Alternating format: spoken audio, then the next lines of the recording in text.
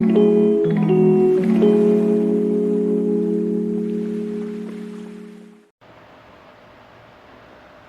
बच्चों, आशा है कि आप सब ठीक होंगे।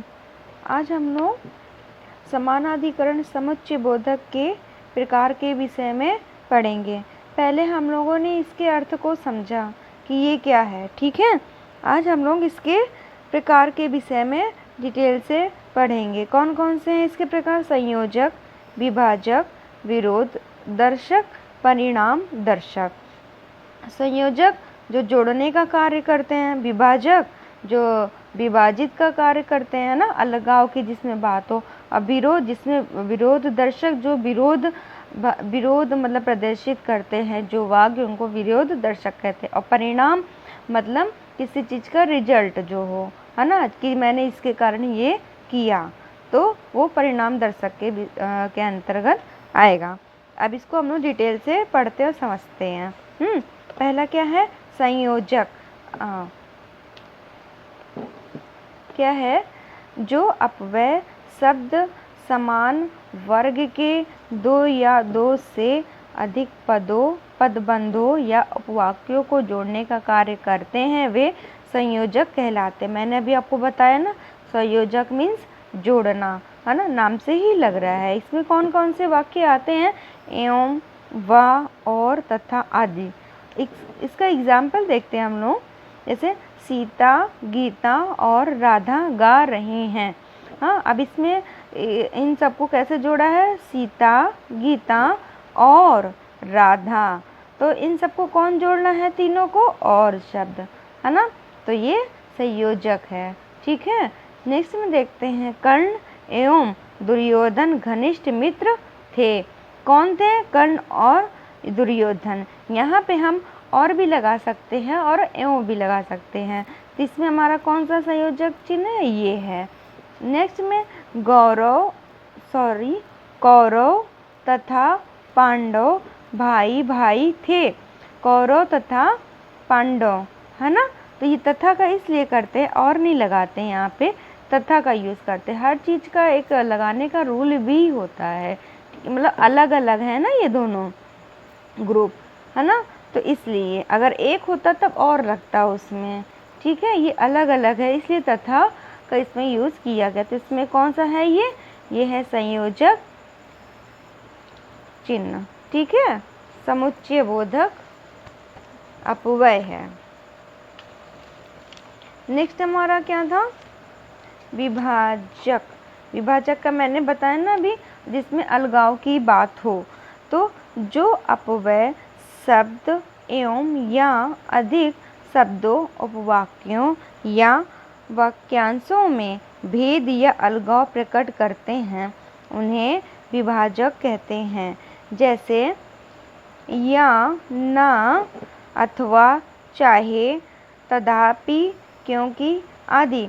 इसको इसलिए मैं इतना डिटेल में बता रही हूँ, कभी कभी इसकी परिभाषा भी पूछ ली जाती है और इसको वाक्य में कन्वर्ट करने को भी आ जाता है कि इसको विभाजक समुच्चय बोधक में मतलब परिवर्तित कीजिए। जब आपको पता रहेगा तभी आप ना कर पाओगे। आप आगे से वीडियो देखकर स्किप कर देते हो, पूरा देखते भी नहीं हो, तो कैसे समझ में आएगा। तो प्लीज़ पूरी वीडियो देखा कीजिए ताकि आपको समझ में आए।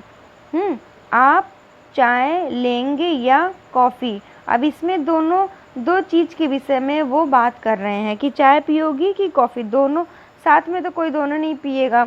हाँ, चाय के साथ नमकीन तो चलती है ना, लेकिन चाय के साथ कॉफ़ी कभी नहीं चलती है। तो ये दोनों अलग अलग चीज़ है ना, तो ये अलगाव की बात हो रही है। या मतलब अलग हो गया वो।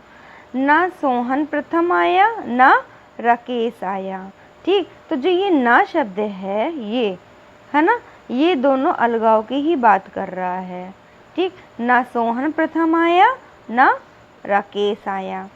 आ रहा है समझ में? तो ये एक शब्द खाली है, बताओ, एक अक्षर पूरे वाक्य में सॉरी,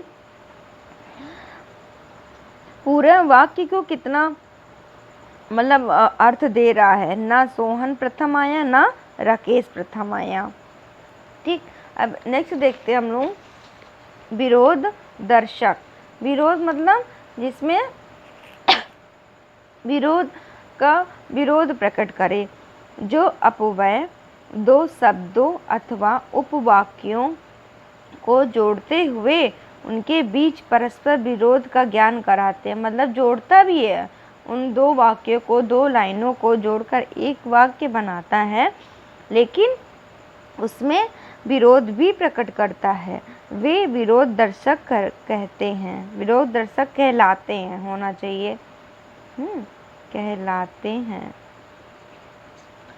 जैसे परंतु, किंतु, मगर, लेकिन, पर आदि ये वाक्य हैं जो उसमें आते हैं। अब इसका एग्जाम्पल देखते हैं हम लोग। डॉक्टर ने दवाई दी लेकिन आराम नहीं हुआ। देखो, डॉक्टर को तो डॉक्टर को दिखाया गया और डॉक्टर ने दवाई दी लेकिन आराम नहीं हुआ। तो जो ये लेकिन शब्द है ये विरोध प्रकट कर रहा है ना, हाँ, कि आराम उसको नहीं मिला। बादल छाए रहे परंतु वर्षा नहीं हुई, मतलब दिन भर बादल घेरे हुए था लेकिन बारिश नहीं हुई। तो ये विरोध ही तो ना प्रकट कर रहा है दूसरी लाइन में। हाँ, आया समझ में? तो जहाँ पे ये वाक्य आएंगे ये विरोध दर्शक समुच्चय बोधक अपव्यय शब्द होंगे। ठीक, फिर नेक्स्ट क्या था? परिणाम दर्शक। परिणाम मीन्स रिजल्ट ना, जिन शब्दों से ज्ञात होता है कि अगले वाक्य में प्रकट हुआ अर्थ पिछले वाक्य के अर्थ का परिणाम है। मतलब पहले वाक्य, जो पहली लाइन में जो प्रकट अर्थ है वो दूसरे वाक्य पे मतलब असर तो डालेगा ही, उसका ही परिणाम है। उन्हें परिणाम दर्शक कहते हैं। जैसे अतएव, इसमें ये शब्द आते, अतएव, इसलिए, अतः, अन्यथा, किंतु आदि। इसका उदाहरण देखते हैं हम लोग। ठंड लग रही थी इसलिए चाय पी ली। तो ठंड लग रही थी इसलिए चाय उसने पी ली, है ना। तो ये जो ये वाला जो है अर्थ इससे हुआ ना, मतलब इसका जो अर्थ प्रकट हुआ है तो उसको ठंड लग रही थी तभी तो वो चाय पी ना, नहीं तो नहीं पीती। आ रहा समझ में? तो ये दूसरे पे आश्रित है ना। परिश्रम करो अन्यथा बाद में पछताओगे, मतलब कि अभी टीजीटी पीजीटी का एग्ज़ाम है, मेहनत करोगे तभी पास हो पाओगे, तभी निकाल पाओगे, तभी नौकरी मिल पाएगी। आ रहा है समझ में ना? परिश्रम करो अन्यथा मतलब कि देखो आप मेहनत करोगे तो अच्छा रिजल्ट आएगा, और नहीं अगर मेहनत करोगे तो बाद में पछताओगे। तो ये इस पे आश्रित है ना। तो ये परिणाम है, रिजल्ट है कि मेहनत का फल तो अच्छा होता ही है, फल तो मिलना ही मिलना है अगर मेहनत है, कैसी है, कम है या ज़्यादा है। ऐसा है कि मेरा आपको ये बताना समझ में आया होगा।